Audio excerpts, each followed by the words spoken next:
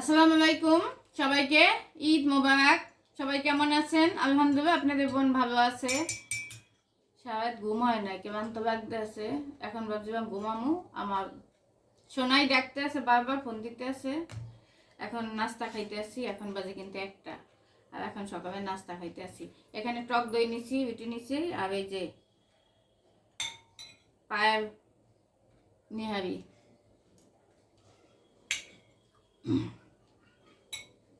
মুরগি আড্ডি দিয়ে নিহারি। হ্যাঁ, যাই হোক, এই যে সকালের নাস্তাটা এখন খাইতে আসি। আর ঘুম হয় না, খাইয়া দাঁত খেয়ে আসে ডিম একটা ঘুম। তারপর তো কালকে আবার আমার বোন আসবে।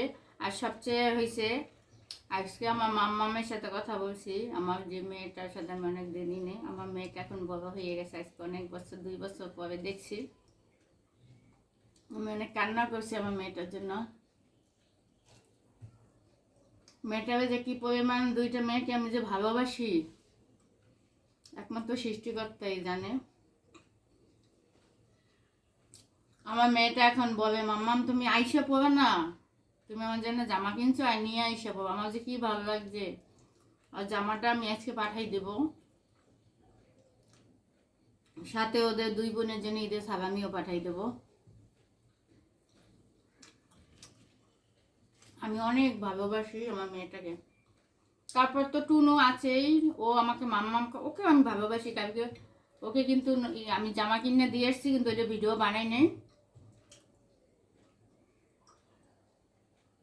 ওর জামা ভিডিও বানাবো পরে। ও নানু বাড়ি থেকে কালকে যাইবে যাওয়া।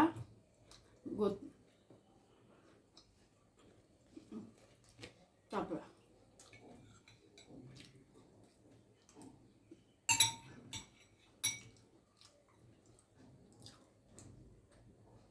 আমার টক দইটা দেখি। আলহামদুলিল্লাহ।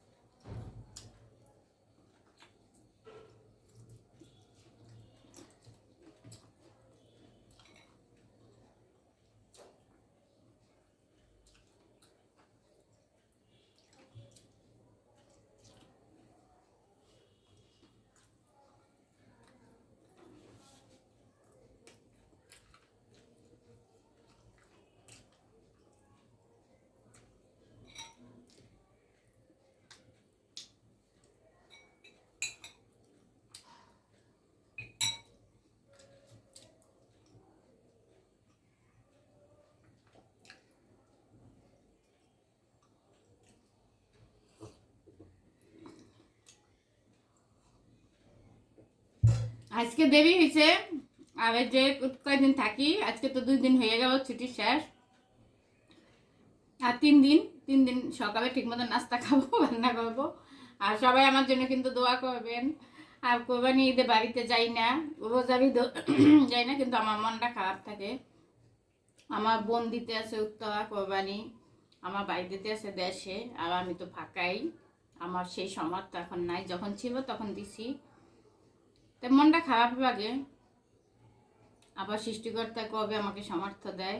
আর কোরবানিটা কিন্তু এমন একটা জিনিস, ই করলে কিন্তু অনেক খারাপ লাগে আমার ভাই বোনরা। এই জন্য আমার ভাইটা সবসময় কয়, আপু কোরবানি যত কিছুই হোক আগে দিতে হইবে না। ও আবার মন খারাপ হয় আমার ভাইটা।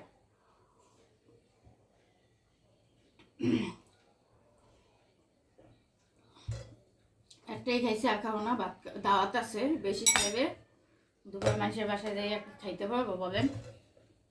এই জন্য যাই হোক, সবাই ভালো থাকবেন, আর ভিডিওটা বড় করবো না। আল্লাহ হাফেজ।